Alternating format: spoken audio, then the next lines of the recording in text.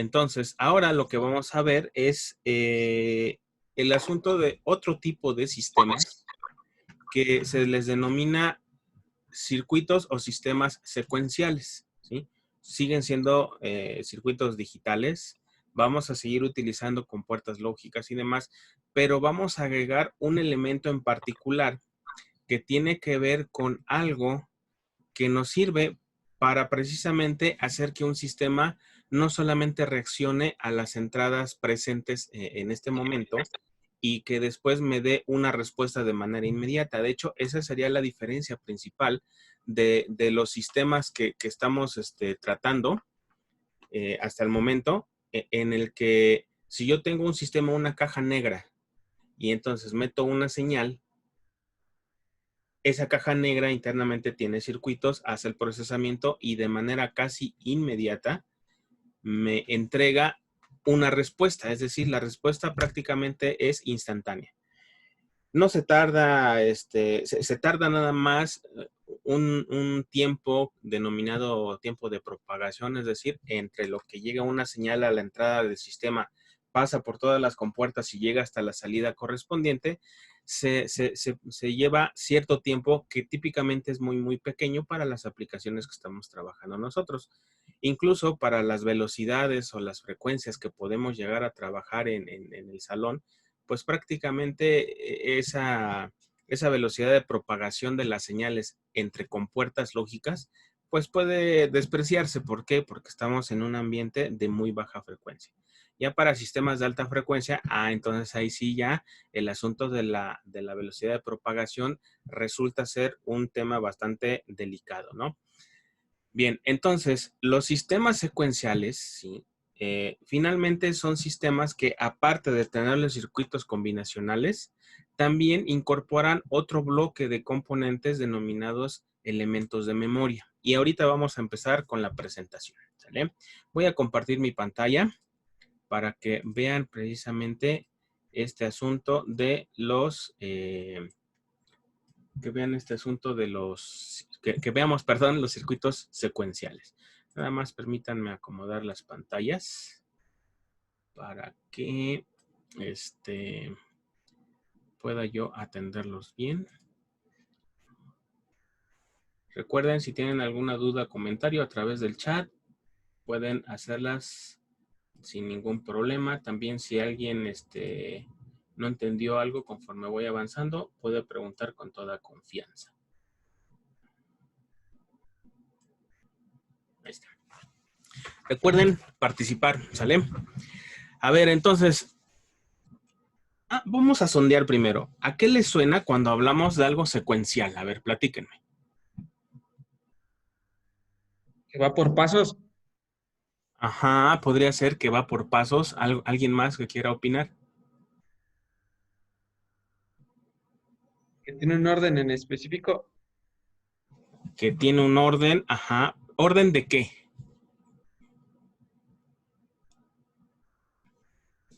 ¿U orden con respecto a qué, Jafet? Que tiene que empezar primero por decir, no sé, que encienda primero una luz, luego sigue otra, luego otra, otra.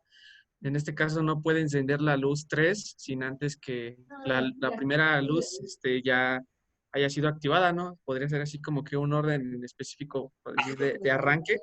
Sí, ¿qué creen? Eso que dice su compañero Jafet es correcto. Es una de las tantas aplicaciones que tienen los sistemas secuenciales. Ese tipo de circuitos al cual está haciendo referencia se modelan con algo denominado máquinas de estado, ¿sí? Aquí no viene como tal en el temario, pero bueno, las máquinas de estado hacen exactamente eso que acaba de decir su compañero. No podemos pasar a que encienda un foco si no ha encendido otro. Y eso es una máquina de estado que seguramente el primer contacto que tengan con máquinas de estado va a ser en instrumentación virtual cuando utilicen el software de LabVIEW.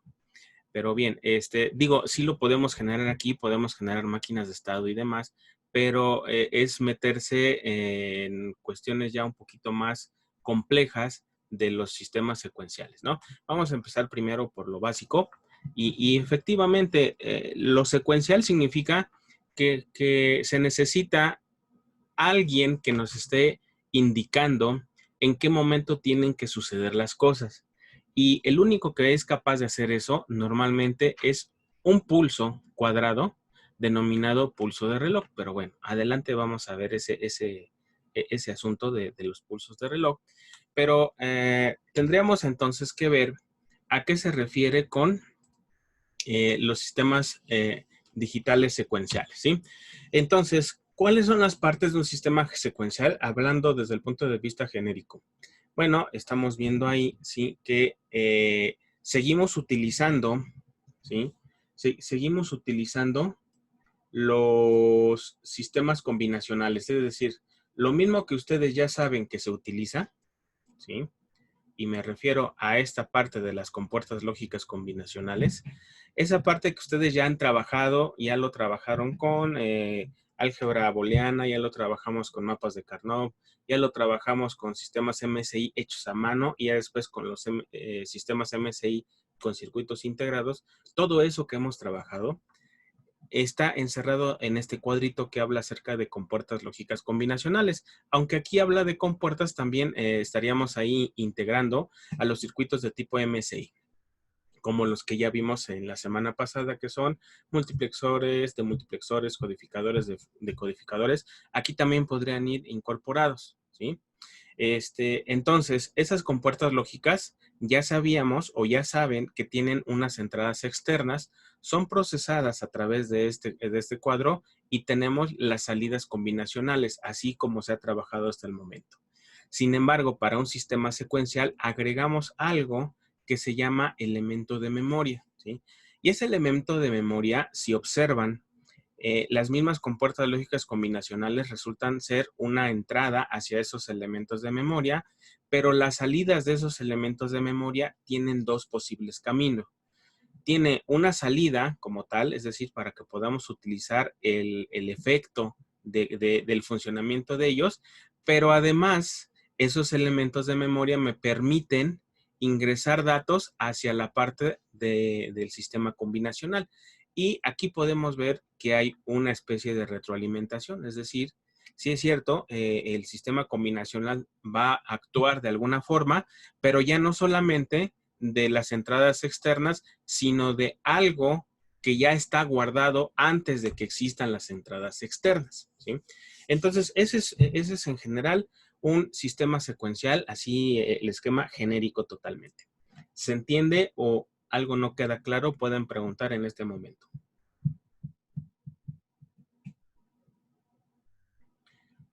Recuerden poner pulgar arriba si le entendieron y si alguien tiene una pregunta puede hablar o escribir aquí en el chat.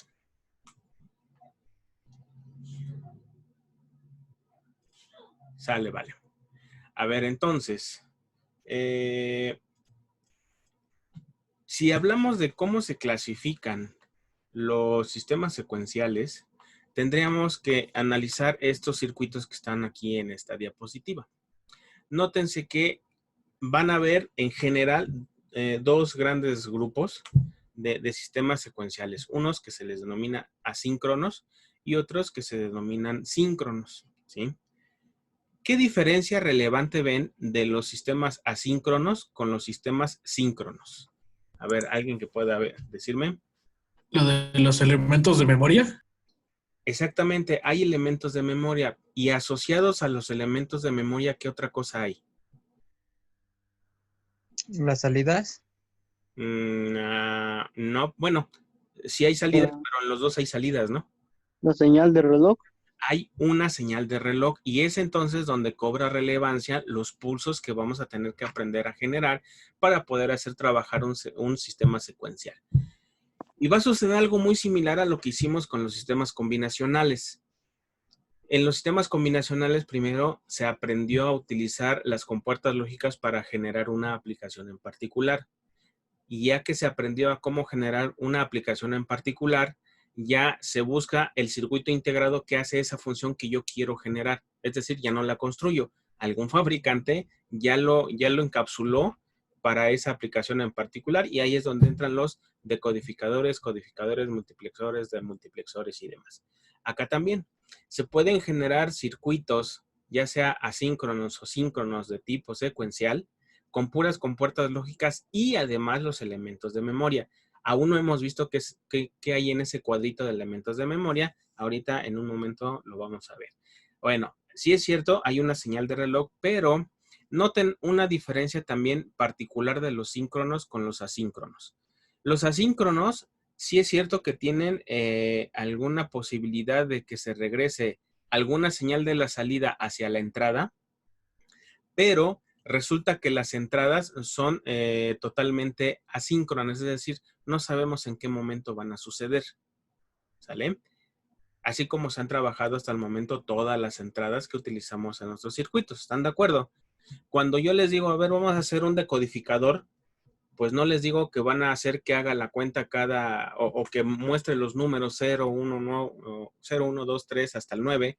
Yo no les dije que lo tenía que hacer cada cierto tiempo. Yo nada más les dije, van a hacer un decodificador BCD a 7 segmentos, en el cual ustedes meten un dato y acá debe aparecer en el display de 7 segmentos el número correspondiente. Pero pues nadie dijo cada cuánto tiempo voy a hacer el cambio. Más bien, pues ahí cada quien a la hora que quiere probar un número va acomodando los switches de entrada para generar el número a la salida. Eso significa que algo es asíncrono, es decir, que no tiene una base de tiempo que le esté indicando a qué horas tienen que suceder las cosas, ¿sí? A diferencia de los sistemas síncronos, los sistemas síncronos forzosamente necesitan una señal de reloj. Si notan, sí tenemos unas entradas, pero esas entradas no entran directamente al circuito, sino que entran primero a unos elementos de memoria que a su vez la salida de ellos ya entra a la parte de la lógica combinatoria y ya después tenemos salidas, pero también hay elementos de memoria, ¿no? Entonces, fíjense que es un poquito más complejo hacer un sistema síncrono. ¿Por qué? Porque quiero yo suponer que todas las señales de reloj deberían estar a la misma frecuencia, ¿no? Entonces, tenemos que estar siempre marcando a qué horas, así como relojito, a ver a qué horas están sucediendo todos los eventos dentro del sistema. Tienen sus aplicaciones unos y otros, pero los que más se llegan a utilizar, creo yo, son los mixtos, es decir, una parte síncrona y otra parte asíncrona.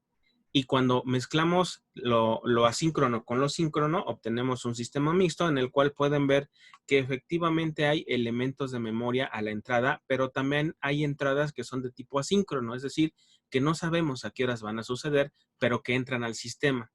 Y el mismo sistema de la lógica combinatoria me da salidas que también son asíncronas, pero también me da salidas que son síncronas. ¿Por qué? Porque están asociados a elementos de memoria que a su vez están asociados a señales de reloj. Y por si fuera poco, en ambos casos, ya sea asíncrono o síncrono, en el mixto también sucede lo mismo que en esos dos. Hay una retroalimentación de alguna de las salidas hacia la entrada misma del mismo circuito combinatorio.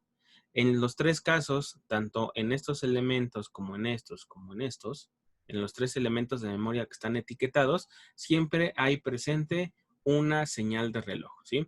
Entonces, los que se trabajan, o casi siempre los circuitos que se trabajan en laboratorio y en clase y demás, tienen que ver más con sistemas secuenciales mixtos, ¿sí? Porque, bueno, ya después, ojalá sí me dé tiempo de ver algún ejemplo de ya real de cómo trabajar estos elementos de memoria, pero son los más versátiles para trabajar. Ahora bien, puede o no haber estos cuadritos, o sea, no es específicamente que a la fuerza tenga que haber en todos lados elementos de memoria. A lo mejor aquí, pues no me conviene tener una entrada síncrona y esta parte puede que no esté para algún circuito, pero sí a las salidas, o al menos el único que yo he observado que siempre existe es el punto aquí de la retroalimentación en el cual para que el circuito mixto pueda saber qué tiene que hacer, debe haber un estado anterior para poder en un estado posterior hacer las modificaciones necesarias siempre y cuando una señal de reloj se lo indique. ¿Vale? Entonces, bueno, esto es la clasificación general. No sé si tengan alguna pregunta.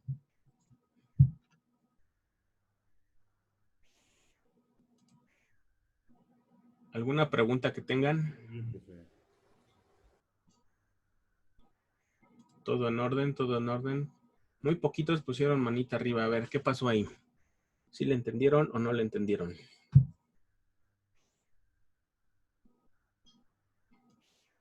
Sale, vale. Bien. Ahora, fíjense que de estos cuadritos de los elementos de memoria, les tengo que presentar a unos circuitos nuevos, ¿sí? Y digo circuitos porque al final de cuentas van a ver cómo están construidos por dentro. Y el elemento de memoria más importante en los sistemas digitales es el flip-flop. Es decir, el flip-flop es el que da pie a mucha de la electrónica que ustedes conocen. Quizás sí es cierto que lo que va cambiando es la forma en cómo los construyen o con qué tipo de transistores lo construyen, porque al final de cuentas, recuerden que todo este asunto de las compuertas lógicas, cada compuerta lógica está construida a través de transistores que pueden ser BJT o FET, según sea la aplicación. Y de igual forma, los flip-flops, al estar construidos a partir de compuertas lógicas, pueden ser también a través de transistores o FETs, pero eso ya es a nivel interno, a nivel de cómo lo estamos construyendo o cómo lo construyeron, perdón, ¿sí? Entonces, para producir los flip-flops, que normalmente se abrevian como FF, se utilizan varios arreglos distintos de compuertas, ¿no? Pero bueno, tenemos que ver en esta imagen algunas características específicas de cómo etiquetamos o cómo nombramos las entradas y las salidas del flip-flop, ¿sí? El flip-flop como tal puede tener N cantidad de entradas. Digo, esto es en la forma ideal. En la forma real van a ver que no, que hay al menos 4 tipos básicos de flip-flops y a partir de ahí vamos a estar trabajando. Ahora, todos los flip-flops van a tener seguramente 2 salidas. Una denominada salida normal y otra denominada salida invertida, o lo que es lo mismo. La salida principal, vamos a llamarla así, y vamos a decir que Q negada es la salida secundaria, ¿sí? De tal forma que cuando Q está igual a 1, por definición, la Q negada tiene que estar en 0, ¿no? ¿Por qué? Porque tiene que estar invertida, no hay de otra. Y entonces, cuando estamos en este estado que está marcado acá, en el Q igual a 1, se dice que el estado del flip-flop está en 1 o que está en estado set. Set significa establecer, ¿no? Para el caso de los flip-flops significa que la entrada principal está en un nivel lógico 1. A menos que el diagrama del flip-flop en cuestión que ustedes estén trabajando tenga una pelotita aquí en la salida, significaría que trabaja con lógica negada. Pero bueno, no es lo común. Lo común es este circuito o este bloque que estamos viendo acá. Bien, ahora, cuando Q está igual a 0, o cuando Q es igual a 0, es decir, la salida principal tiene un 0, por definición, la salida Q negada tendría que estar en un 1. ¿Por qué? Porque tiene que ser lo invertido respecto a la salida principal. Y entonces, cuando sucede eso, que la salida principal se encuentra en un estado lógico 0, se dice que el flip-flop está en estado bajo o también se le conoce como en estado de clear o en estado de reset, ¿sí? Borrar o restablecer. Entonces, fíjense que eso es muy importante que quede claro. ¿Por qué? Porque muchas veces en las hojas de datos van a encontrar esta terminología de set o reset o set y clear. Entonces, cuando hablamos de que un flip-flop o, digo, aquí estamos hablando del flip-flop, pero en cualquier otro sistema secuencial, cuando hablamos de que algo, un pin, un puerto, un canal de comunicaciones, lo que ustedes quieran, está en un estado set, significa que todos o el pin en particular está a un nivel lógico 1. Cuando dice que está en clear, ¿sí? Significa que ese pin, puerto o lo que sea, está en un estado lógico bajo, ¿sale? Entonces, esos son los dos posibles estados que puede tener un flip-flop.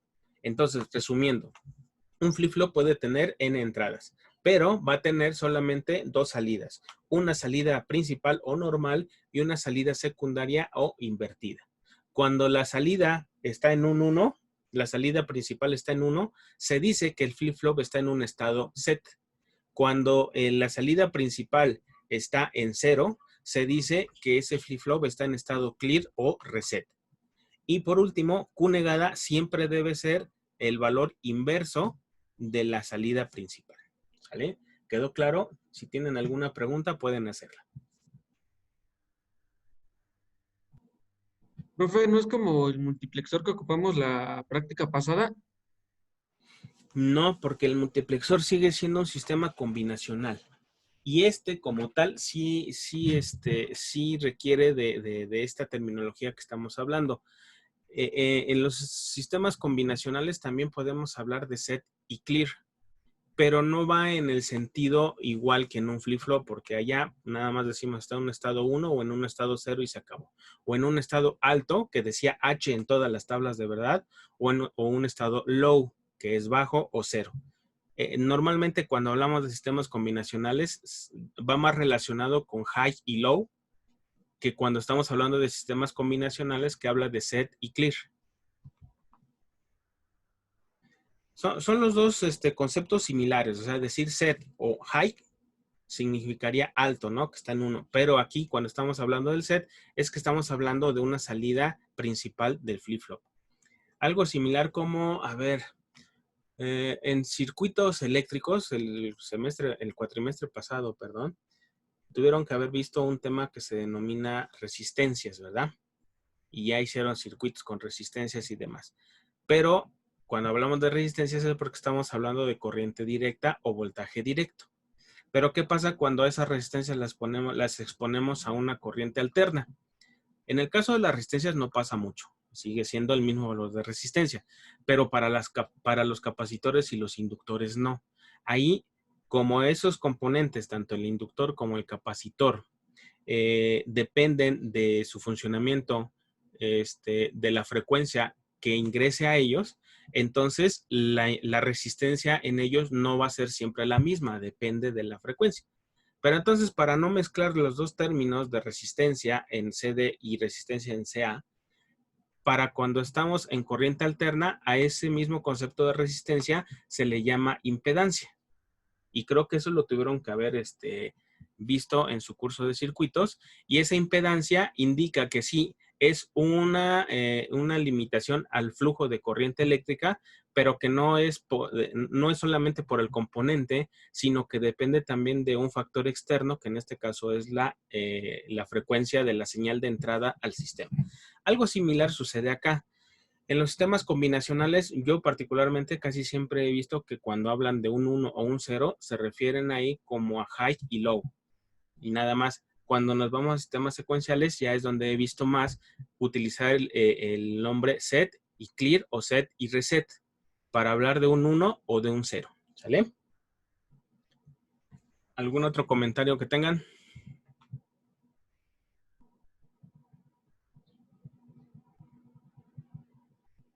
A ver, comentarios, dudas o vamos bien.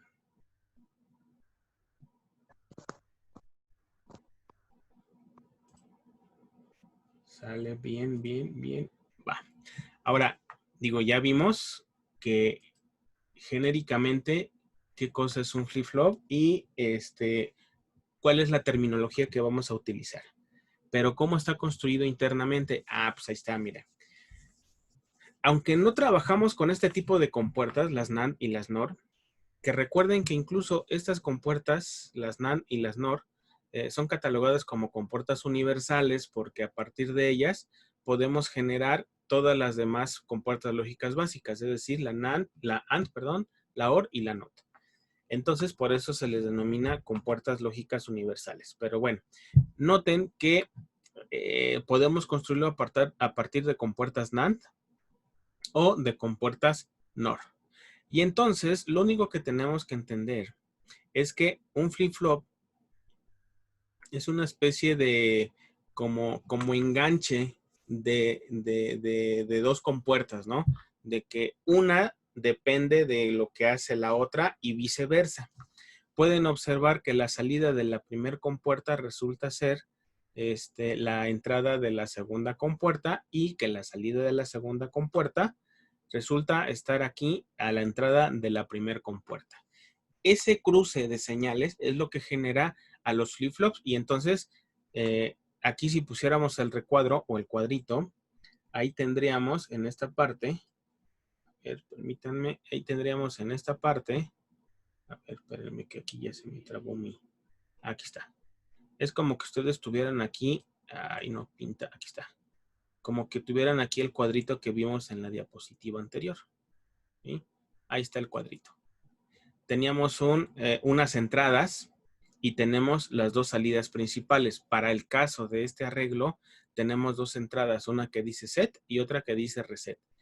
En el caso de las compuertas que tenemos acá, con las compuertas NOR, bueno, pues va a resultar algo similar, ¿no? Aquí es como que tuviéramos ese cuadrito que decía FF nada más en la diapositiva anterior e internamente tienen las compuertas correspondientes. Ahora, aunque no es que no sea relevante, sino que resulta, más bien no que no sea importante, sino resulta a veces irrelevante conocer qué tipo de compuertas tiene adentro un flip-flop, bueno, para cultura general deben conocer que se pueden armar con compuertas NAND o compuertas NOR, ¿sí? Este sería el elemento de memoria más básico que ustedes pueden encontrar, ¿sí? Obviamente ya los flip-flops de tipo comercial tienen otro par de entradas. Uno es la señal de reloj, porque recuerden que los sistemas secuenciales se trabajan con señales de reloj. Y otra es la señal de reset. Esta que están acá, viendo acá, está incorporada de manera independiente para hacer que el sistema se resete, es decir, para que la salida Q0 se vuelva 0, ¿sí? Entonces, recuerden que eso es lo que significa reset, ¿no? Reset significa poner en 0 la salida principal. Poner en set a algún flip-flop significa poner la salida principal en un 1. Pero, ¿qué creen? Que también tenemos una tabla de verdad de aquí de este flip-flop. Vamos a intentar interpretarlo. Fíjense que si los dos, tanto set y reset, es decir, estas dos entradas están en un 1, entonces no va a haber ningún cambio a la salida. Es decir, si este estaba en 0, ahí se queda. Si ese estaba en un 1, pues ahí se queda. Pero si cambiamos y ponemos set de 0 y reset en 0, entonces Q se va a volver un 1. Y luego, si ponemos set en 1, pero reset en 0, entonces Q se pone en 0, ¿sí? Entonces, fíjense que estas dos combinaciones son las que relativamente importan, ¿sí? Ahora bien, fíjense que el estado en donde ponemos un 0,0 es inválido, ¿sí? El por qué es inválido, bueno, ahí sí ya tendremos que ir un poco a los libros, para entender el proceso de qué es lo que está sucediendo en esta parte. Pero al menos para este tipo de flip-flop, el básico, la combinación 0,0 resulta inválida. ¿Por qué? No porque no pueda suceder, sino porque produciría que tanto Q como Q negada fuera 0 y entraríamos en una contradicción, porque esperamos siempre que el valor de Q sea, que el valor de Q negada siempre sea lo contrario de Q. Y si ponemos un 0, 0, lo que va a suceder es que Q y Q negada van a valer un 1. Entonces, eso es lo que se trata de evitar. Ahora, si lo hacemos con una compuerta NOR, fíjense que la tabla de verdad nada más se voltea, es decir, aquí en la de las compuertas NAND, empezamos con 1, 1, pero el de las compuertas NOR empieza con 0, 0. Y tiene el mismo comportamiento. Si alcanzan a ver aquí lo que dice la salida, lo único que está cambiando es el orden de las entradas.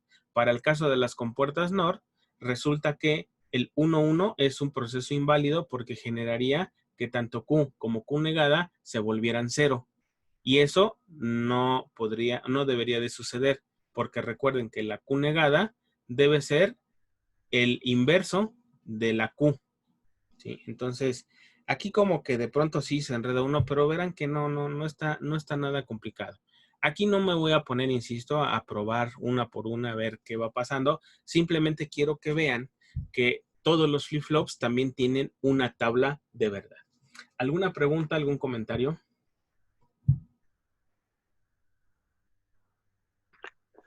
No, yo tengo una pregunta. Sí. Bueno, ¿y eso cómo lo sabemos? Dependiendo de la matrícula, ¿Cómo sabemos qué? su tabla de verdad, bueno, Ah, sí. Para Tipo de empezar, arreglo que tiene, ¿no? viene un poquito más adelante de diapositivas.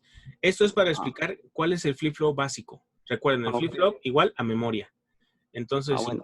incluso muchas de las memorias obviamente vienen en términos de salidas Q o vamos a ver que hay circuitos ya fabricados, por ejemplo, los contadores, cuyas salidas empieza Q0, Q1, Q2, Q3, lo que me daría la idea de que ese integrado lo que tiene adentro son varios flip-flops para hacer las funciones de un contador. Entonces, vamos a ver que después de los flip-flops hay varios tipos y cada tipo tiene su tabla de verdad. Sí, sí viene más adelante en unas diapositivas. Bien, ¿algún otro comentario, pregunta?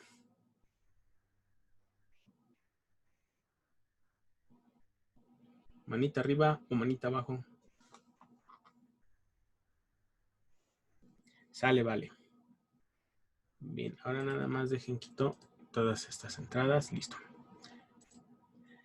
Ahora, ya los flip-flops comerciales, fíjense que ya ahorita nuevamente regreso a un esquema donde nada más pongo el recuadro de flip-flop, pero no digo cómo está implementado. ¿Por qué? Porque resulta irrelevante, porque todos los flip-flops de cierto tipo ya sabemos cómo funcionan. Entonces, algo bastante importante es entender que ya los flip-flops comerciales, digo, pueden generar un flip-flop con compuertas lógicas, ¿no? Pero ya los que son comerciales, lo que tienen son, lo que tienen son sincronía a través de un pulso de reloj. Y entonces ahí es donde les comentaba que los sistemas secuenciales típicamente tienen un sistema de reloj a fuerza. Pero hay que entender qué significan algunos de los términos utilizados precisamente aquí en los flip-flops. Para empezar, típicamente, y quiero que observen esto que está aquí, la terminal de reloj por lo regular tiene así como una especie de flechita o triangulito para indicar que precisamente esa es la entrada de reloj. Eso no lo van a encontrar en un sistema combinacional. Ese símbolo es precisamente para indicar que es de un reloj, ¿sí? ¿Qué cosa es un reloj? Aquí podemos ver en estas imágenes, tanto en esta como en la inferior, que pues bueno, son pulsos cuadrados nada más, ¿sí? Esos pulsos cuadrados idealmente deben tener un periodo y deben tener el mismo tiempo en 1 que en 0. Eso sería lo ideal. A veces no precisamente funciona así, pero bueno. Ahora, otra situación, no todos los flip-flops trabajan con un pulso de reloj así como así, sino que también están especificadas aquí estas pelotitas, ¿ya vieron? ¿Qué significa una pelota cuando estamos hablando de una entrada o una salida? Que está negado. Negada. Que trabaja con lógica negada, es correcto. Entonces, eso implicaría que tendría un funcionamiento distinto respecto al reloj, no respecto al funcionamiento global, sino respecto al reloj, que es el que dispara los eventos internamente en el flip-flop. Pero entonces, ¿cuál sería la diferencia de los dos? Y entonces aquí, no sé si alcanzan a notar que en este pulsito está especificado una flechita en este punto y en el otro está especificado una flechita cuando va de 1 a 0. Es decir, aquí está especificado cuando va de 0 a 1, hay una flechita que me lo está indicando. Y en el otro está indicando una flechita hacia abajo, es decir, cuando va de 1 a 0. Lo que significa esto es tal cual lo que dice acá. Resulta que el primer flip-flop, este flip-flop que estamos aquí, el 1, va a modificar sus estados internos cada vez que le llegue un pulso de reloj, pero cuando ese pulso de reloj vaya de 0 a 1.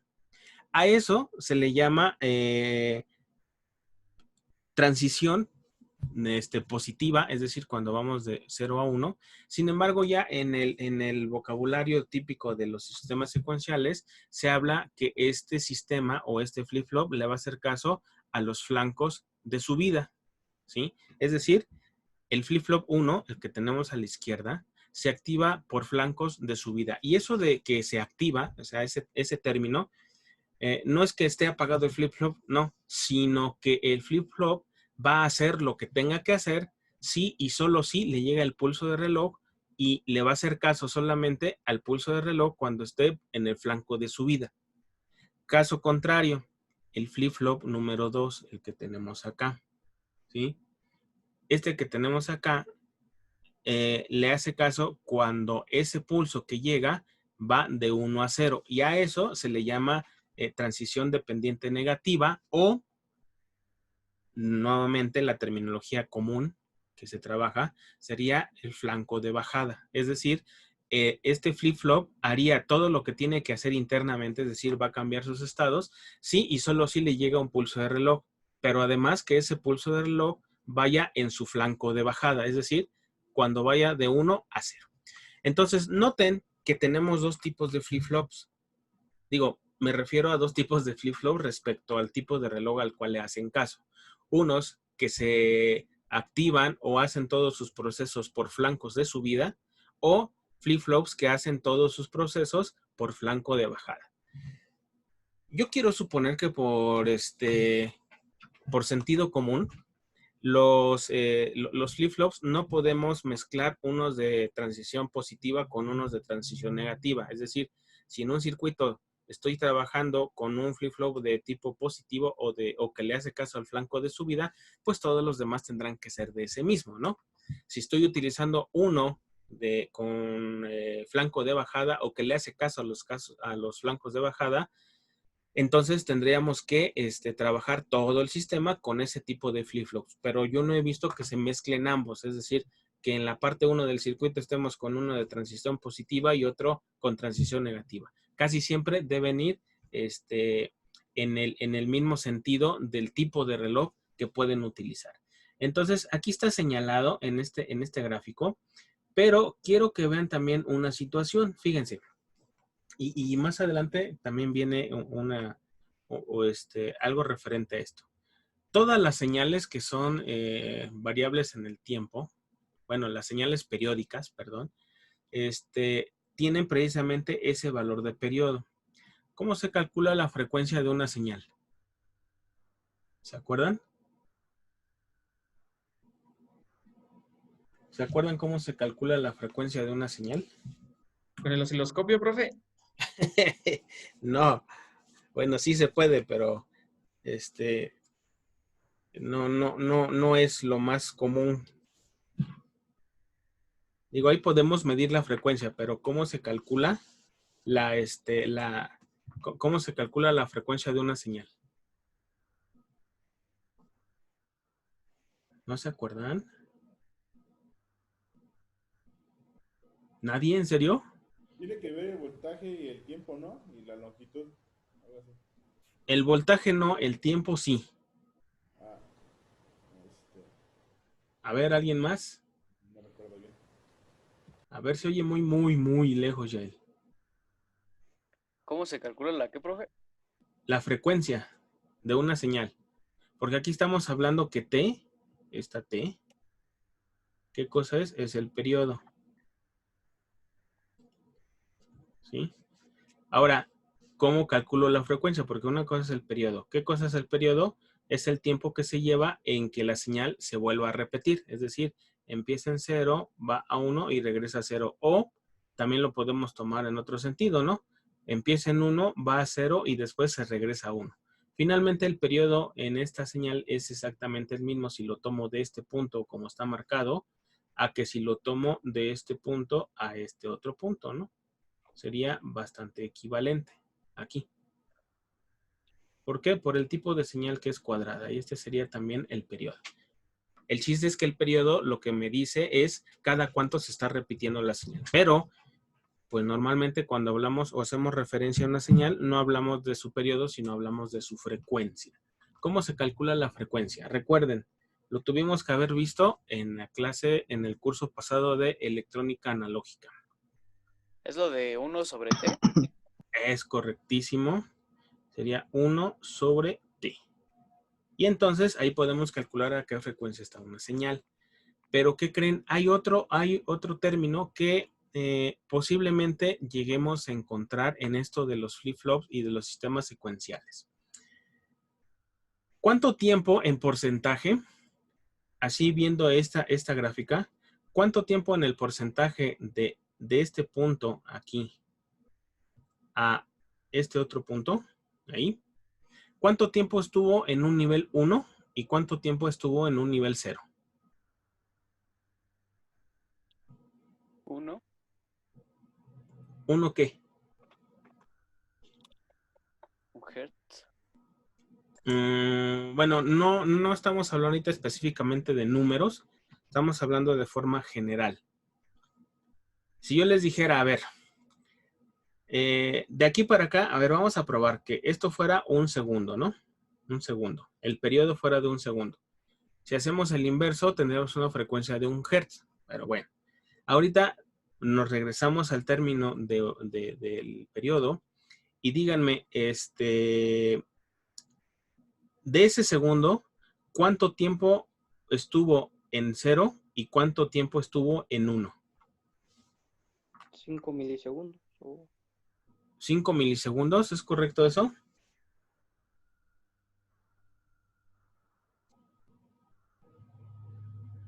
A ver, jóvenes, a ver.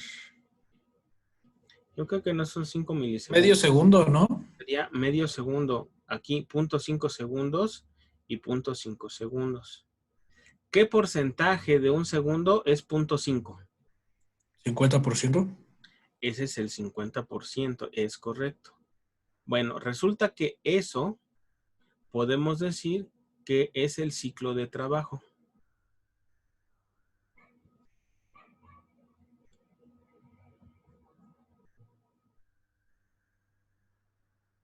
Ciclo de trabajo. Vamos a ponerlo primero en esos términos. ¿Ah? Es decir, cuando hablamos del ciclo de trabajo es determinar cuánto tiempo ha estado una señal periódica en un nivel 1. De tal forma entonces que yo puedo variar el ciclo de trabajo, pero sin modificar la frecuencia. No sé si están de acuerdo en eso. Aquí estaríamos un ciclo de trabajo del 50%, es decir, el 50% de la señal periódica, es decir, de este punto inicial a este punto final, va a estar en un 1. Pero yo puedo modificar, suponiendo que, voy a hacer aquí el dibujito en esta otra parte, voy a empezar, no, aquí ya lo hice muy chueco. Vamos a ver, espérate. Vamos a ver así, y luego puedo hacer esto. No se deja ahí. Luego ahí y luego ahí otra vez, ¿no? Y se vuelve a repetir. Entonces, no sé si notan que si yo lo tomo en cuenta de aquí para acá, aquí puedo decir que yo tengo un periodo T. Pero el tiempo que estuvo abajo y que estuvo arriba, ¿resultó el mismo? No. No, ¿verdad? Aquí a lo mejor estuvo un 20% de la señal nada más arriba.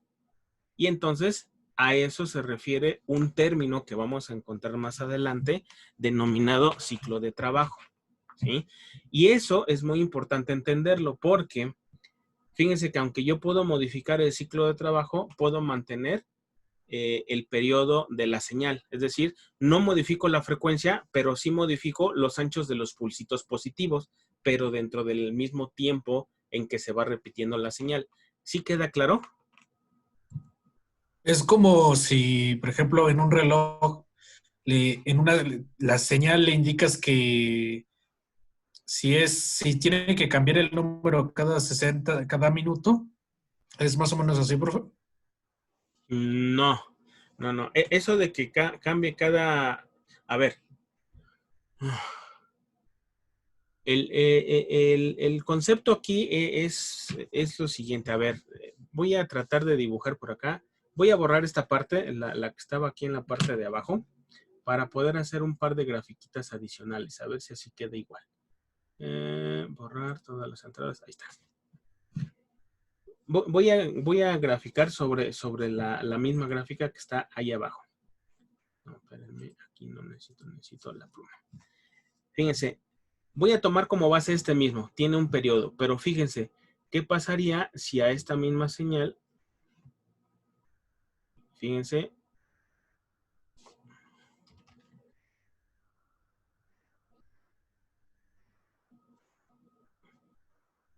tomando en cuenta estos dos puntos, ¿no?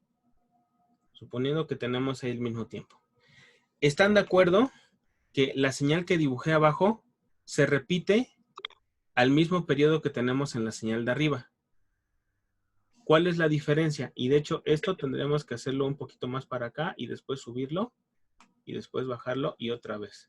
Y aquí tendríamos exactamente el mismo periodo, tanto en la señal de arriba como en la de abajo. Es decir, la señal periódica tiene la misma frecuencia. Pero ¿cuál es la diferencia entre esta y la que dibujé? El porcentaje. El porcentaje del tiempo total que la señal tuvo un uno lógico. Entonces, precisamente a ese porcentaje, que aquí ya me dijeron que es el 50%, aquí a lo mejor en vez de tener el 50%, no sé, se me ocurre que tenga el 25%. Es decir, el 25% de la señal está arriba y el 75% de la señal está en cero. En el otro estaba en el 50% y 50%. ¿Sí queda claro? Entonces, el ciclo de trabajo significa modificar el tiempo en que una señal periódica, en el caso de una señal cuadrada, está en 1, pero sin modificar el tiempo total de la periodicidad de esa señal. Y se puede ver, creo yo, más fácil en este dibujito que se hizo. Entonces, no sé si queda claro cuál es el concepto de, ahorita lo que estuvimos viendo, o lo que estoy intentando explicar, es el ciclo ¿de qué dijimos? Trabajo. El ciclo de trabajo. ¿Sí se entendió? Y es que... sí, dice José Avelino.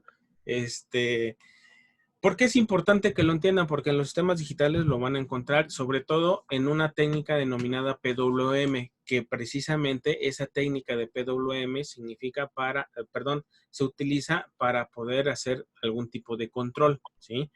Y lo que implica ahí solamente es que dentro de una misma señal periódica, yo no cambie el periodo, pero cambie en los anchos de los pulsos positivos o negativos. Hay dos vertientes. ¿Puede usar para un seguidor de línea, no, profe? Podría ser, sí, alguna aplicación ya pero de esa técnica de control por PWM, ¿no?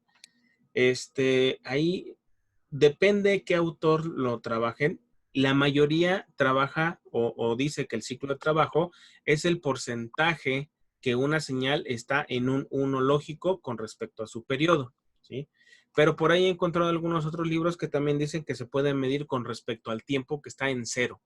Entonces, la mayoría de los autores dice que el ciclo de trabajo es, o se refieren al ciclo de trabajo como el tiempo que el sistema, o bueno, ese pulso que estamos midiendo, se encuentra en un uno lógico. Y lo que se busca, insisto, es que podamos controlar el pulsito o el ancho de los pulsos, pero sin modificar la frecuencia que sigue siendo la misma. ¿Sí quedó claro? O más o menos. Ahí sería periodo y aquí sí periodo también. En ambas señales tenemos el mismo tiempo de inicio de otro nuevo ciclo, pero vamos modificando el ancho del pulso, ¿sale? Bien, vamos a continuar. Entonces, y ahora sí, preguntaban, ¿cómo nos vamos a enterar de las tablas de verdad de los flip-flops? Bueno, hay varios tipos de flip-flops, ¿sí? Cada uno tiene su propia tabla de verdad y les voy a nombrar cuáles son esos flip-flops. Aquí estamos viendo 4. Uno se denomina flip-flop tipo SR, otro se denomina flip-flop tipo JK, otro se denomina flip-flop tipo D y otro se denomina flip-flop tipo T. ¿Sí? Son los básicos. Ahora, de esos 4, hay uno que se denomina el flip-flop universal, que en este caso sería el flip-flop de tipo JK. ¿Sí? ¿Por qué universal? Me regreso a los sistemas combinacionales. Nosotros podemos generar un sistema combinacional con compuertas AND, OR y NOT, nada más, ¿no? Pero ya cuando conocemos las compuertas NAND y NOR, podemos llegar a la conclusión de que esas dos compuertas, ya sea la NAND o la NOR, por sí mismas, solitas, pueden generar las otras 3 funciones lógicas básicas. Quiere decir que yo puedo armar un circuito así enorme utilizando puras compuertas NAND. ¿Por qué? Porque las compuertas NAND pueden emular el funcionamiento de una AND, de una OR y de una NOT. En el caso de los flip-flops sucede algo similar. Aunque tenemos 4 tipos de flip-flops, el SR, el JK, el D y el T, el JK es el que me permite implementar cualquiera de los otros 3 funcionamientos de los flip-flops. Entonces, comercialmente, el que más van a encontrar o el que más es utilizado es el flip-flop de tipo JK. Y pueden ver que en cada uno de ellos tenemos las salidas Q y Q negada. Tenemos una señal de reloj que en este caso es lógica o un reloj de transición positiva o de flanco de subida. Y lo que va cambiando son los tipos de entrada y las funciones de las tablas de verdad de cada uno de ellos. Por ejemplo, vamos a ver si logramos entender cómo se leen. Digo, todavía no me voy a meter en cómo armar un circuito con esto. Simplemente vamos a ver de manera general cómo interpretar las tablas de verdad de lo que está acá. Fíjense. Tenemos 2 entradas S y R. ¿Estamos de acuerdo? Pero resulta que los flip-flops, recuerden que no solamente actúan en función de sus entradas, sino que resulta que los flip-flops también, aparte de hacerle caso a sus entradas, toma en cuenta cuál es el estado de este momento hasta que llega un pulso de reloj para que suceda un evento y cambie sus valores de salida. Por lo tanto, a pesar de que solamente vemos 3 entradas, ¿sí? Aquí de hecho voy a hacer un dibujito. A pesar de que vemos solamente 3 entradas, sería el equivalente a decir que esto estuviera conectado aquí también. Es decir, el valor de Q también es una entrada para el mismo sistema. Así lo vamos a interpretar, ¿sale? Por eso es que a pesar de que aquí tenemos separados el valor de entrada S y R, también tenemos un valor de Q, pero no sé si alcanzan a ver ahí en sus pantallas o en la pantalla en la que se encuentren ustedes.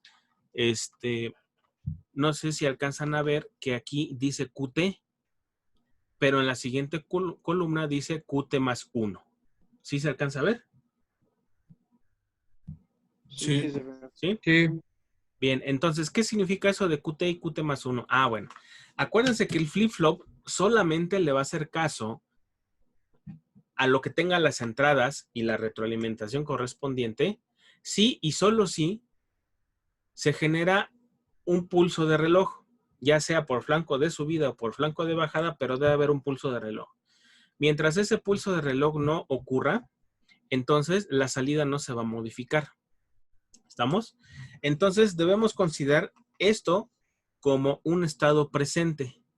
Todo esto que voy a dibujar acá, vamos a considerarlo como un estado presente. La primera fila, esta. De hecho, por eso hay 2 por 2, 4, 8 combinaciones posibles acá. ¿Por qué? Porque sí es cierto que hay 2 entradas. Con 2 entradas deberíamos tener 4 posibles combinaciones, pero como estamos agregando a la salida que está retroalimentada y que también resulta ser una entrada al sistema, por eso es que se hacen 8 combinaciones, porque haríamos las veces de tener 3 entradas en lugar de 2. Ahora, físicamente no es que esté conectado Q a la entrada, no. Simplemente que es el efecto correspondiente a que si estuviera la señal Q también en la entrada. ¿Y cómo se leería? Bueno, T habla de un estado presente, es decir, ahorita, en este momento, antes de que ocurra el pulso de reloj. Eso es lo que significa QT. ¿Qué valor tiene QT en este instante antes de que llegue un pulso de reloj y tenga que cambiar mi estado nuevamente? Ah, pues entonces se leería. Si el valor de S, de R y de Q vale 0, si llegara un pulso de reloj, Q se quedaría en 0. ¿Por qué? Porque QT más 1 implicaría, esta columna implicaría lo que va a pasar en la salida del flip-flop cuando llegue el pulso de reloj. ¿Se entiende? Si se entiende, pongan manita arriba y si no, pasamos a otro ejemplo.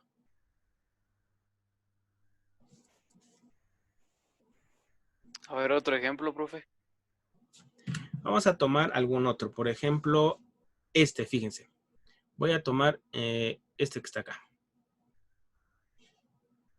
¿Cómo se leería? Fíjense.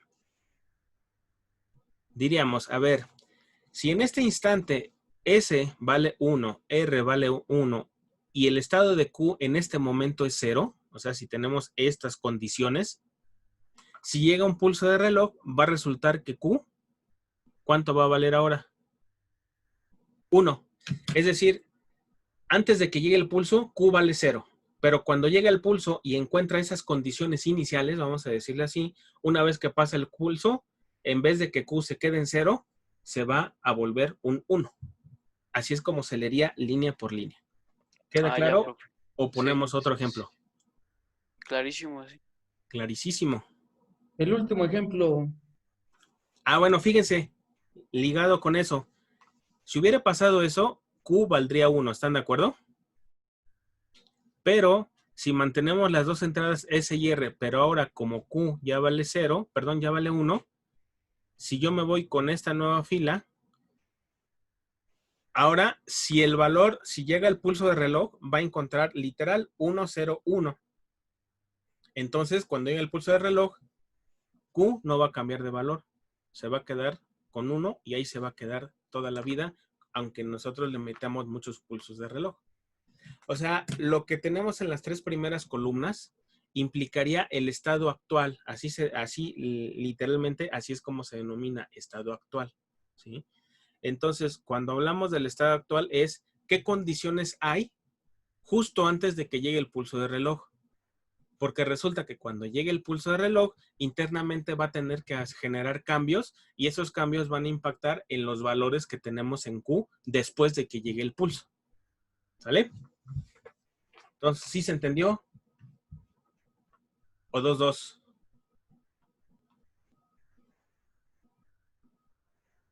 Por acá dice... Sí, se entendió. Va. Ahora, particularmente en el flip-flop de tipo SR, hay dos condiciones por acá que creo que ya conocen ustedes, ¿verdad? ¿Qué significan los tachecitos? Las condiciones de no importa. Las condiciones de no importa. Es correcto. Pero en este sentido, más que condiciones de no importa, implicaría que son dos condiciones que no pueden considerarse en este tipo de flip-flop. ¿Se acuerdan del primer flip-flop que vimos? Que estaríamos hablando de un flip-flop de este tipo porque dice que cuando tenemos un 1 y 1 en las dos entradas, el valor de la salida es inválido, ¿sí? O por su día un valor inválido, ¿sí? Entonces, si hablamos de ese mismo, resulta que ese flip-flop tipo SR es el flip-flop básico generado con las compuertas NOR o NAND que vimos en la diapositiva anterior. Entonces, esta condición no puede darse, es decir, tendríamos que evitar o diseñar sin considerar que van a generarse estas condiciones en las cuales S y R valen 1. Pero fíjense, en el flip-flop JK, pues allá no tenemos ese problema. Es decir, con el flip-flop tipo JK sí podemos considerar esas dos últimas opciones que teníamos, ¿sí? Entonces, vamos a ver cómo se leería el flip-flop JK, 2, 3 ejemplos nada más. Incluso aquí en este, y de hecho con este podemos generar algún, o alisar un pulso de reloj que viene todo así chueco. Después a lo mejor veremos ese tipo de cuestiones. Pero, por ejemplo, imagínense que en alguna circunstancia, ya me cambié de flip-flop, ya estoy en un tipo JK. Voy a tomar esta. Pero es que ya vi por qué no escribió. Permítanme un momento. Fíjense, vamos aquí a tomar esta fila. Esta. No, hombre, está pero derechita, ¿va? A ver, espérenme. ¿También rectifica esas líneas? Sí, yo creo que sí, ¿no? A ver, espérenme. Por aquí quería entrar alguien. Vamos a ver si ahora sí ya. Es que está muy abajo aquí en en donde estoy escribiendo y como que me estorba el borde de la misma tableta. Ahí está.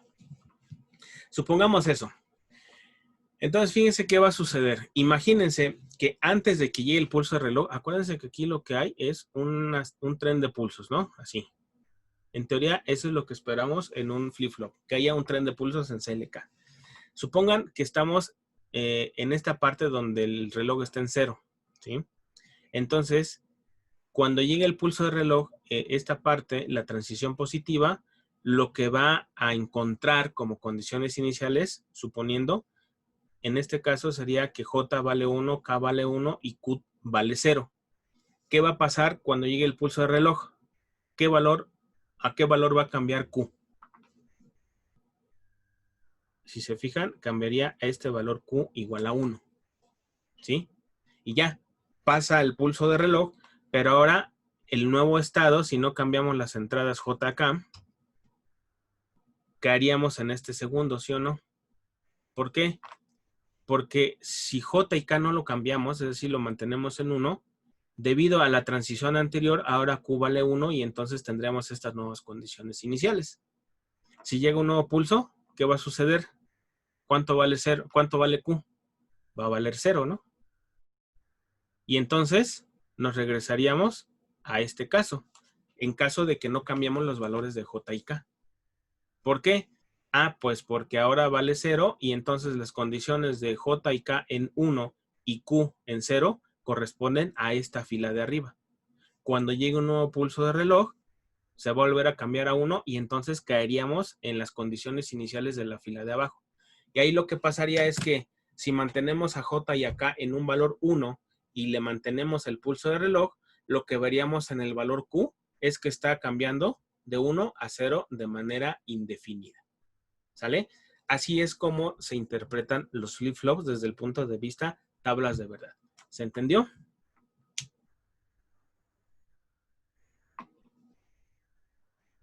Va que va. Bien, entonces, eso es lo que tiene que, o lo que tendríamos que ver con respecto a los tipos de flip-flop. Obviamente, después ustedes tendrán que buscar cuáles son las matrículas comerciales de los flip-flops, porque vamos a hacer unos contadores basados en flip-flops, ¿no? Hay un poquito de teoría para entender qué onda con los flip-flops, pero bueno. Y bueno, los otros flip-flops de tipo T, el tipo D se utiliza para registros, y el tipo T se utiliza precisamente para hacer conmutaciones, nada más de 1 a 0 o que se quede igual y demás. Eventualmente vamos a hacer la prueba del funcionamiento de cada uno de ellos, ¿sí? Entonces, creo que ahí la llevamos. ¿Alguna duda o comentario hasta este punto? Yo, profe. Sí, dime. Por ejemplo, en la de la JK, por ejemplo, ¿cómo se lee la segunda fila, profe? Vamos a ver. Ajá. La segunda fila sería esta, ¿no? Sí, sí, sí. Esta. Bueno, se leería, a ver, si en J y K hay un 0 y Q vale 1, en este instante, cuando llegue el pulso de reloj, entonces Q va a quedarse en 1. Así se leería. ¿Y por qué no cambió en la siguiente columna, profe? Esa es mi duda. ¿Cuál siguiente columna? A ver, ahí ya me perdí. Por ejemplo, si dice que ahora Q vale 1, ¿por qué ya no vale 1? No, pero sí sigue valiendo 1, ¿no? O sea, si tú, acuérdate, si el pulso de reloj aquí no se interrumpe y sigue llegando así, por cada transición positiva, debido a este CLK que es de tipo positivo, por cada transición, el flip-flop en teoría puede estar cambiando de estados. ¿A qué se refiere de estados? El valor de Q que tenemos a la salida, ¿sí? Entonces, si estamos en acuérdate, él le hace caso cuando está este pulsito que está ahí.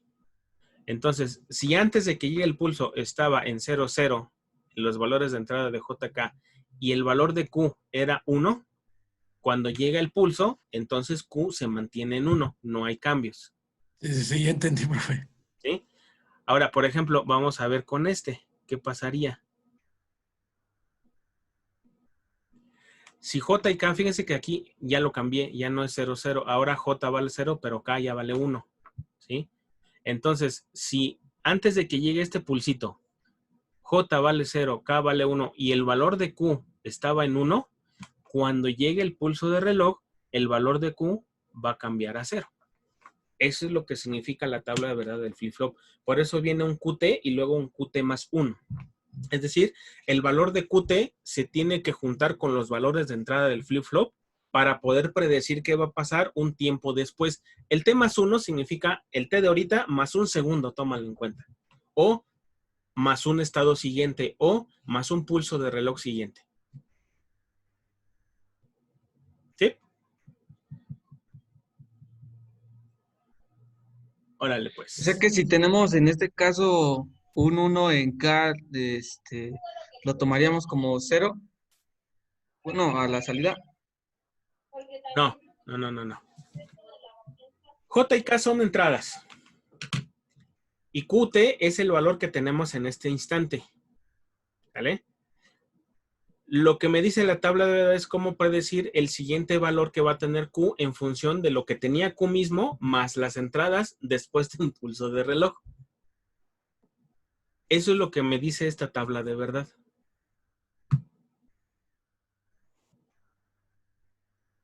¿O le amplié la duda?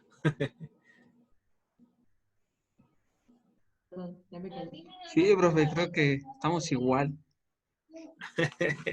A ver, o a lo mejor yo no estoy encontrando las palabras correctas. ¿Alguien que ya la haya entendido y quiera ayudarle a su compañero?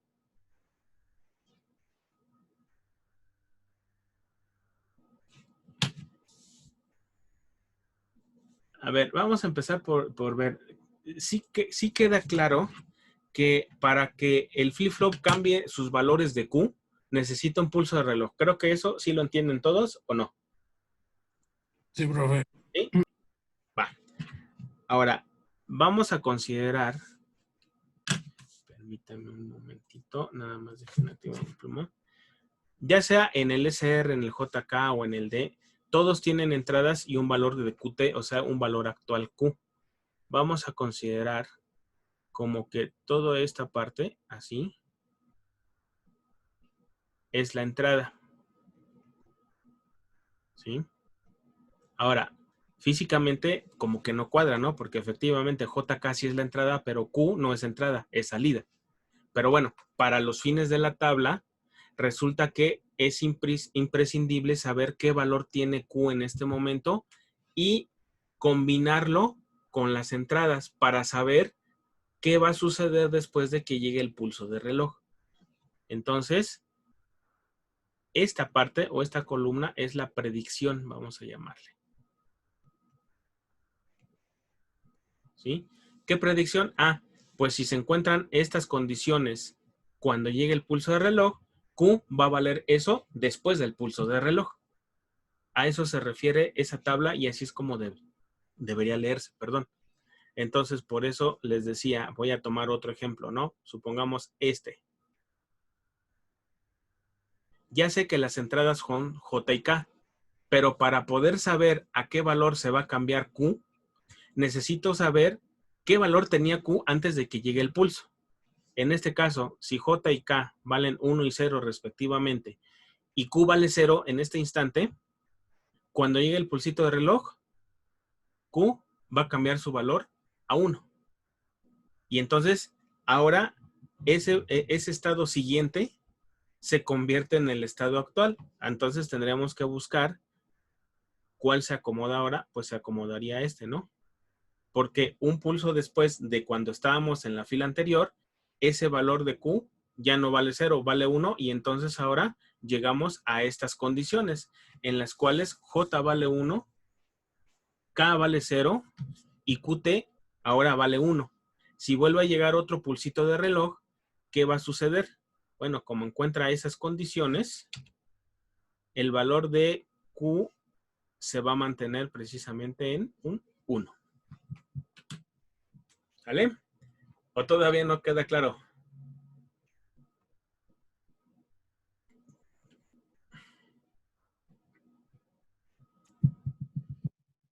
A ver, cuéntenme.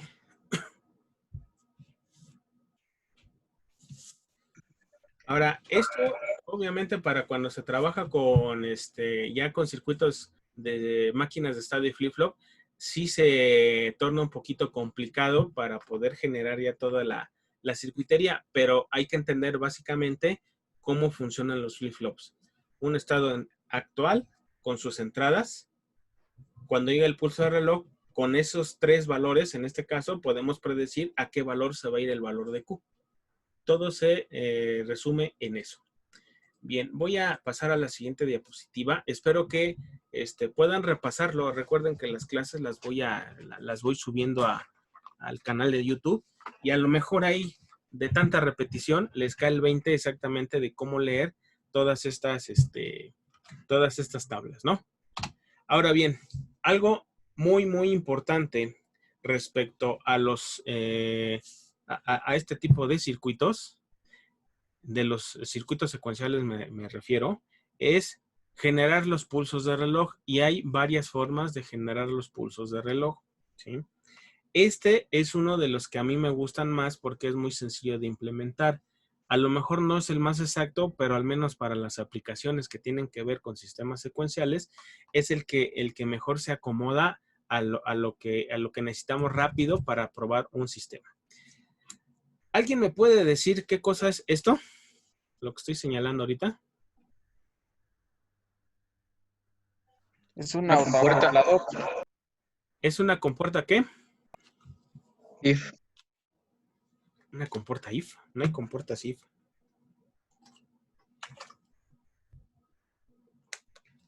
¿Qué tipo de compuerta es? A ver, díganme. Not. Es una compuerta NOT. Pero no sé si alcanzan a ver que esa compuerta NOT tiene un simbolito aquí. ¿Ya lo vieron? ¿Alguien había visto ese simbolito en alguna compuerta?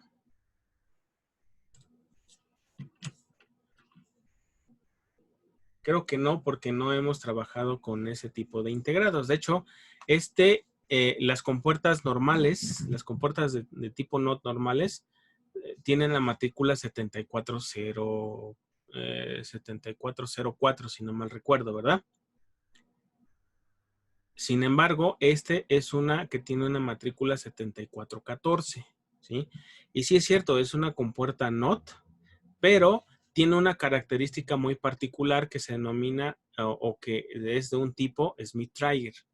Y este tipo de compuertas lo que tienen es que me permiten generar pulsos muy bien establecidos y cuadrados, así como estos, sin tener rebotes en la parte de esta parte mientras está en 1 o mientras está en 0, ¿sí? La explicación ya completa de para qué me sirven estos, bueno, lo van a poder encontrar en la sección del libro que les voy a compartir. Y lo único que importa o que es relevante es que se fijen que para poder generar pulsos de reloj deben utilizar una compuerta, pero que sea de tipo Smith-Traeger, ¿sale? Ahora, ¿cómo funciona este circuito? No recuerdo si en el curso pasado expliqué cómo funcionaba este circuito. A ver, recuérdenme. Que recuerdo. ¿No? Bien, fíjense, lo que estamos buscando es que a la salida exista un pulso cuadradito aquí, ¿no? Es decir, si yo pusiera un LED aquí en la salida, lo que veríamos es que enciende y apaga. Ese es el indicativo de que hay un pulso. Bien, ¿cómo funciona este circuito? Vamos a verlo de manera rápida. Recuerden que al final de cuentas un capacitor lo que hace es que almacene energía, pero ese almacenamiento de energía no se hace o no se lleva a cabo de manera instantánea. Lleva cierto tiempo en el cual empieza a cargarse, ¿no? Entonces, inicialmente, cuando todo el sistema está apagado, estarán de acuerdo que el capacitor no tiene ningún tipo de carga, ¿sí? ¿Eso qué significaría o qué implicaría? Ah, bueno, implicaría que cuando nosotros, aquí voy a hacer la gráfica de lo que va pasando en el capacitor. Cuando nosotros encendemos el sistema, aquí tendríamos un cero lógico. Lo voy a poner desde acá, miren, un cero lógico, ¿sí? Un cero lógico que cuando entra a la compuerta me genera ¿qué nivel lógico acá a la salida? 1. Me generaría 1. Ese valor 1 lógico es una salida de voltaje, una salida de corriente que me va a generar una corriente eléctrica para acá. ¿Están de acuerdo? Ahora, ¿la resistencia para qué me sirve? Para regular la velocidad con la que cargamos a ese capacitor. Eventualmente, el capacitor va a empezar a subir de voltaje, ¿no? Hasta un nivel. Pero resulta que a cierto nivel de voltaje, ¿sí? No sé, vamos a suponer 3.5 volts, se me ocurre, ¿no? Que es más o menos el nivel en el cual se considera un 1 lógico. Cuando llega a 3.5 volts, entonces esta compuerta lógica interpreta su entrada como un 1 lógico, ¿sí? Entonces, cuando lo interpreta como un 1 lógico, ¿qué va a pasar aquí a la salida? Un 0. Se va a volver un 0, ¿no? Y entonces, si se vuelve un 0, aquí es una tierra, y entonces el capacitor encuentra la forma de regresar la energía para este lado, es decir, se empieza a descargar a partir de ese valor, así. Espérenme que aquí se empieza a descargar. Ahí está. Pero eventualmente cuando llega una carga lo suficientemente baja, no sé, se me ocurre que a lo mejor pudiera ser 1 volt. Ahorita estoy inventando niveles lógicos, nada más para que tomen en cuenta que hay un proceso de carga, pero hay un umbral en el cual la compuerta lo toma como un 1 y después cuando hay una descarga hay un umbral que la compuerta lo toma como un 0. Entonces, cuando aquí ya hay un 0, es decir, cuando ya bajó lo suficiente, la entrada de aquí de la compuerta es considerada como 0 y nuevamente aquí generaría un 1. Y entonces, si notan, vamos a estar así en un proceso de que hay corriente para allá, después se regresa la corriente a través de este arreglo RC. Lo que veríamos en el capacitor sería una serie de cargas y descargas. Pero a la salida de este sistema veríamos precisamente puros pulsos, unos y ceros, ¿no? Por eso es que este circuito funciona para generar un pulso de reloj. ¿Se entendió el funcionamiento? Sí, profe. ¿Sí? ¿Cuál es la desventaja? Bueno, que posiblemente los pulsos no sean totalmente cuadraditos, ¿sí? Puede ser que sean, que aunque la frecuencia sea la misma, el ciclo de trabajo de la señal sea menos del 50%, ¿sí? Entonces, no podemos controlar mucho el ciclo de trabajo, pero sí podemos controlar la frecuencia. ¿Cómo se calcula la frecuencia? Bueno, aquí estamos viendo. Recuerden que hay distintas familias de integrados. Eso fue una de las primeras tareas que dejamos a inicio de curso, en el cual decíamos, bueno, hay de alta velocidad o de muy alta velocidad, dependiendo de la velocidad del sistema o del circuito, perdón, tendríamos que usar esta ecuacioncita, ¿no? Por ejemplo, yo puedo proponer un valor de resistencia o un valor de capacitor, cualquiera de los dos, para poder saber la frecuencia. Por ejemplo, supongamos que yo quiero que el pulso de reloj que está acá oscile a una velocidad de 1 Hz. ¿Sí? Vamos a suponer que quiero que oscile a la velocidad de 1 Hz. ¿Cómo lo haríamos para elegir los valores correspondientes? Bueno, yo les sugiero que cuando hagan el cálculo de este circuito, tomen o pongan un valor arbitrario de capacitor, ¿sí? ¿Por qué? Porque de los capacitores, pues no hay capacitores variables. Bueno, sí hay, pero resultan ser a veces caros o poco convenientes para poner en el proto. Entonces, casi siempre se elige un valor de capacitor de manera arbitraria y ya después, con un potenciómetro, se regula la cantidad de resistencia o el valor de la resistencia, perdón, necesaria para generar el pulso que nosotros estamos buscando. Ahora bien, también tenemos que cuidar este tipo de detalles, porque aquí recomiendan que, por ejemplo, para este tipo de integrado, el normalito, ¿sí? La resistencia que estamos colocando aquí sea menor o igual que 500 ohms. Si tenemos uno que que es de alta velocidad, que se utilice una resistencia menor o igual que 2 kilo ohms, y yo sugeriría que siempre tratemos de utilizar ese, que es el 74HC14, porque ahí tenemos más rango o más opción de trabajar con una resistencia que sea menor o igual que 10 MHz. Eso ya es una resistencia muy, muy grande, ¿no?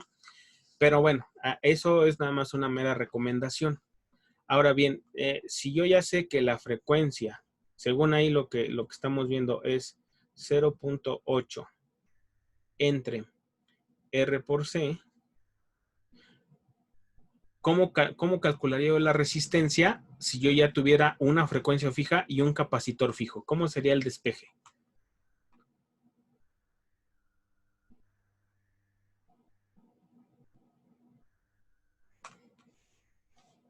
A ver, ¿alguien que me ayude? ¿No, profe? ¿Cómo? ¿Te pasa a multiplicar? De aquí para acá podría ser, ¿no? Pero ¿qué le pasaría a este? O sea, yo quiero despejar a la resistencia.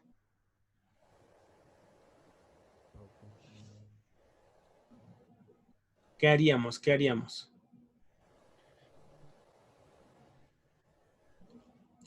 Así en corto, casi estoy seguro que ya después de hacer las operaciones pertinentes, quedaría esto así, ¿no? La frecuencia por la capacitancia. Entonces, supongamos que tenemos un capacitor a lo mejor de, no sé, aquí que fuera de 47 microfaradios. Vamos a colocarlo así, ¿sí?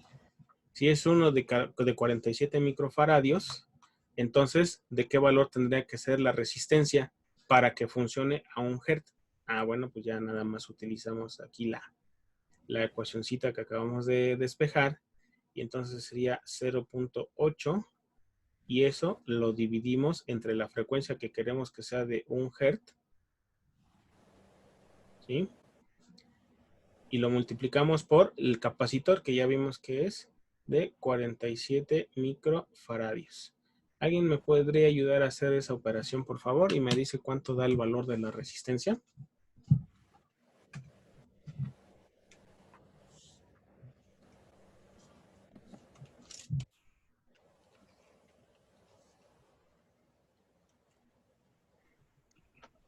.017. Poco de eso. Sí. No, cierto. No le pusiste el microfaradio, se me hace. No. Te faltó ponerle lo de microfaradios. Es decir, le pusiste 47, pero ahora 47 por 10 a la menos 6. Y según aquí sería de 17 kilos. 17 kilo ohms. 17.021 kilo ohms. ¿Cuál es el problema?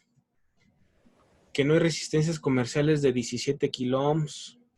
¿Sí? Entonces tendremos que buscar una que sea muy cercana a ello.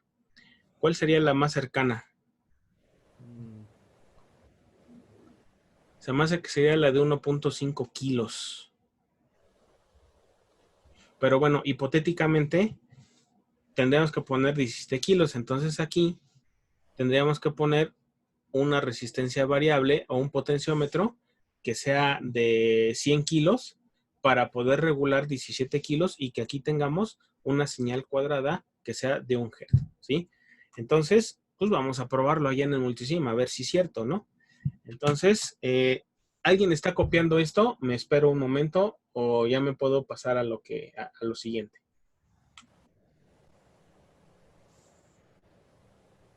En este caso, el pulgar arriba significa que están copiando o que puedo pasar a lo siguiente.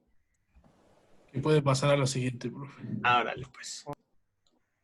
Va, entonces, ahí acuérdense, ¿no? 47 micros con 17 kilos para que ahorita que hagamos la prueba funcione. Bien, aquí voy a borrar ya todos los numeritos que hice. ¿Sale? Espero que la hayan copiado o hayan entendido esta parte. O más bien, ¿sí entendieron este despeje que hice y cómo se obtiene el valor de la resistencia? Sí, profe. ¿Sí? Va. Entonces, vamos a borrar todo esto. Y ahora sí, uno que casi estoy seguro que muchos de ustedes han utilizado Es el 555. ¿Quién no lo ha utilizado? A ver, díganme. Diosito. El integrado 555, no me acuerdo cuál es la matrícula completa. Casi siempre se le denomina 555, es un timer, así se le denomina. Tiene muchas formas de operación, ¿sí? Una de las cuales es poder generar pulsos cuadrados, ¿sí? No voy a meterme en más detalles. Digamos que tiene una forma o tiene distintas formas de trabajar. Uno es astable, biestable, monoestable, y todo eso, bueno, ya va en otro tema, ¿no?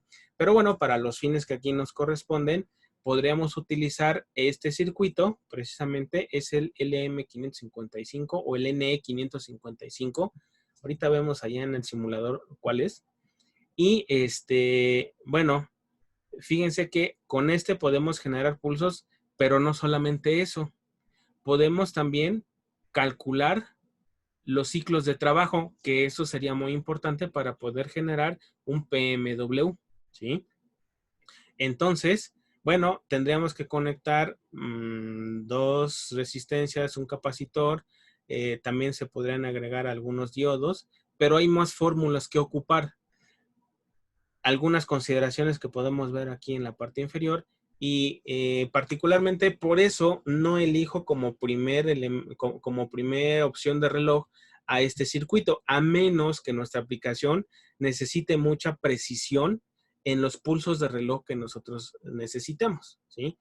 Si no necesitamos así precisión y demás, podríamos utilizar el circuito anterior, ese, y con eso basta y sobra, al menos para los circuitos que se trabajan en el laboratorio. Digo, desafortunadamente ahorita no podemos ir al laboratorio, pero bueno, si estuviéramos en el laboratorio, tendríamos que utilizar ese circuito para que sea más fácil. De hecho, en un solo integrado de este tipo de compuertas, no solamente tengo un inversor, tengo 6. Entonces, con un solo chip podría generar 6 pulsos de relojes distintos. Mientras que para este integrado, a fuerza, para cada pulso de reloj, en caso de necesitar más de uno, necesito conectar y cablear un 555 por cada pulso de reloj que yo necesito. Entonces, por eso casi no recomiendo como primera opción de reloj a aunque bueno, es muy solicitado y es muy recurrente encontrar que para sistemas digitales secuenciales se utilice un 555. No voy a ahondar mucho en esto, posiblemente después haga un video específico de cómo trabajar con este N555, y después para que lo puedan ustedes configurar, ¿sale? Entonces, vamos a trabajar con el multisim, nada más para que vean que sí se puede generar el pulso de reloj. Vamos a empezar por acá. Aquí está. Bien, para empezar, quiero que vean que sí existen los flip-flops aquí, ¿sí? Voy a ir aquí al menú colocar componente y ese lo van a encontrar. Por ejemplo, si quisiéramos el SR, buscaríamos SR y no sé si ya se fijaron que ya tenemos aquí los 3 posibles. De hecho, puse SR diagonal bajo FF y tenemos 3 opciones.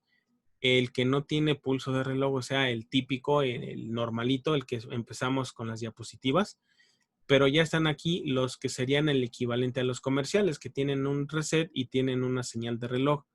Pero pueden ver la diferencia entre el tipo de reset, que uno es positivo y el otro es negativo. Entonces lo voy a colocar acá. Podemos usar el que nosotros nos interese. Si quiero el JK, pues nada más le pongo JK-FF y también hay uno que ya está ahí puesto.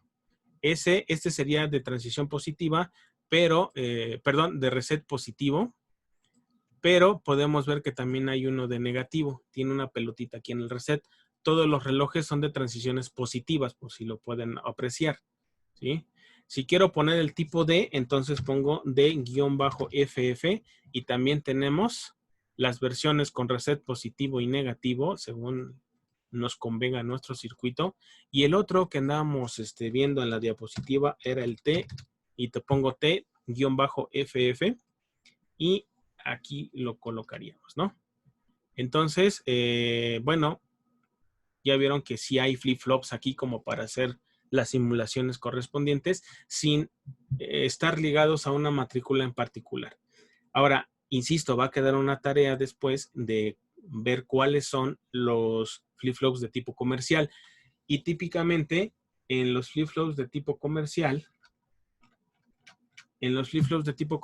vienen 2 flip-flops por cada integrado. Entonces, con 2 integrados tendremos 4 y ya con 4 flip-flops se pueden hacer sistemas bastante interesantes, ¿sí? Bueno, eso respecto a los flip-flops nada más.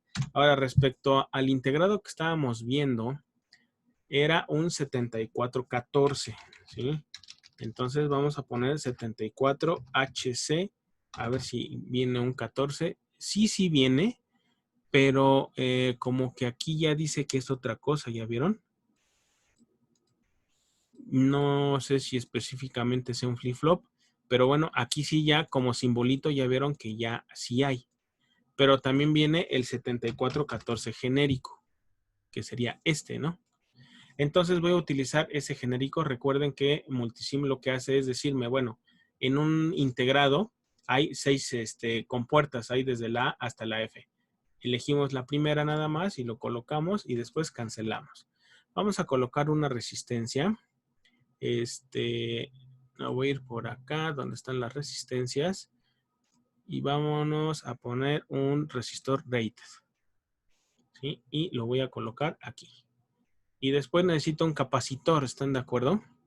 Entonces vamos a ver si hay un capacitor. Sí, y hay un capacitor electrolítico o polarizado, que es el que se debe utilizar. ¿Está bien así o lo hago un poquito más grande, no? Entonces vamos a rotarlo. Este también lo voy a rotar. Estoy rotando con control R. Selecciono el componente, después ya hago la rotación correspondiente. Vamos a unir aquí. Era para acá. Y era una especie de retroalimentación, ¿no? Ahí está. Así como en los operacionales, ¿se acuerdan en el curso pasado que había retroalimentación? Algo similar está sucediendo acá. Me falta ponerle un DGND. Fíjense que hay 2 distintos. Hay un GND normal, un ground analógico, y hay un digital.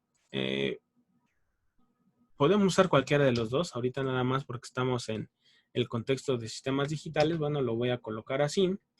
Y vamos a poner aquí un proof a la salida para que veamos que efectivamente hace el parpadeo, ¿no? Entonces habíamos dicho que aquí era de ¿cuánto? 47 microfaradios. 17 microfaradios, ahí está. ¿Y la resistencia? 17 kilos ohms. 17 kilos, ahí está. Bueno, y en teoría ahí debe haber un pulso de 1 segundo, ¿no? Entonces, pues vamos a ver. Entonces si alcanzan a ver que, pues sí, parpadea. Obviamente esto es una simulación, ¿no? Trata de asemejarse a la realidad. Ahorita no he medido exactamente si el pulso es así, pero con este circuito yo les sugiero que hagan las simulaciones que posteriormente les voy a dejar con respecto a los sistemas secuenciales. Insisto, si alguien quiere trabajar con un 555, está bien, pero tienen que poner más cosas. Aquí ya vieron que para generar un reloj es relativamente sencillo. Basta con que usen la formulita que despejamos hace un momento para calcular el valor de la resistencia en función del capacitor que ya tengamos. Ahí casi siempre yo recomiendo, busque qué capacitor o qué valor de capacitor tengo y ya después busco una resistencia que se acomode a la frecuencia que yo quiero. ¿Sale? Pues bien, con eso concluimos la clase del día de hoy. No sé si tengan alguna pregunta o algún comentario.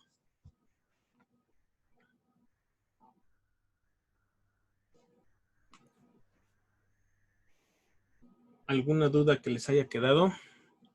Bueno, yo tengo una duda, Sí. una pregunta, digamos, si esto se llevara a la realidad práctica, ¿cómo o cuál sería el voltaje o eso lo vemos después o ¿Cuál voltaje, perdón? Sí, bueno, el voltaje, digamos, para que el circuito funcionara. Ah, los circuitos digitales de tipo TTL, que son los que normalmente trabajamos, todos trabajan a 5 volts. Ahora recuerden algo que les dije en la clase pasada, el hecho de que aquí a esta compuerta solamente le pongamos entradas y salidas y demás, no implica que no se deba alimentar el chip correspondiente, ¿no? O sea, aquí tenemos una compuerta, pero físicamente sabemos que esa compuerta está dentro de un integrado. Y en ese integrado hay 6 de esas compuertas. Entonces, aparte de tener esas 6 compuertas que tienen sus pines de entrada y salida, va a tener seguramente un pin de BCC y un pin de GND. Entonces, todos estos, los que son de tipo TTL, que son los que normalmente trabajamos, se alimentan con 5 volts. O sea, todo el circuito se maneja con 5 volts. Entonces, el pulsito que estamos esperando acá seguramente sería de un poquito menos de 5 volts. O sea, estaría entre 0, 5 volts, 0, 5 volts. Gracias. ¿Sí? Órale. A ver, ¿alguien más que tenga algún comentario?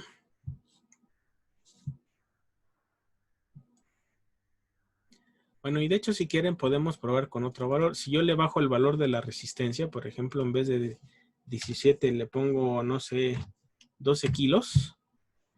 Como estoy reduciendo la resistencia, es decir, estoy reduciendo el detener la corriente, o sea, va a llegar más rápido la corriente del capacitor. Lo que yo esperaría es que el LEDcito que estamos aquí parpadee más rápido, ¿no?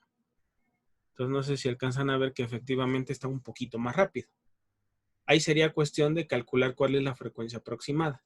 Pero bueno, al final, insisto, para la cuestión didáctica de los circuitos que van a aprender a utilizar, la frecuencia de la señal no es que sea lo de menos, pero se debe poner una señal de tal forma que ustedes puedan ver qué está sucediendo en el circuito. Si ponen una señal de reloj muy rápida, pues no van a ver qué está pasando en el circuito secuencial. Necesitan una señal muy, muy lenta. Entonces, haciendo esta configuración, pueden lograr frecuencias muy, muy bajitas para poder ver qué está sucediendo en su circuito. Bien, entonces, si no hay otro comentario, pues parece que entonces aquí llegamos a el final de esta sesión. Les pido que pongan su cámara otra vez, por favor.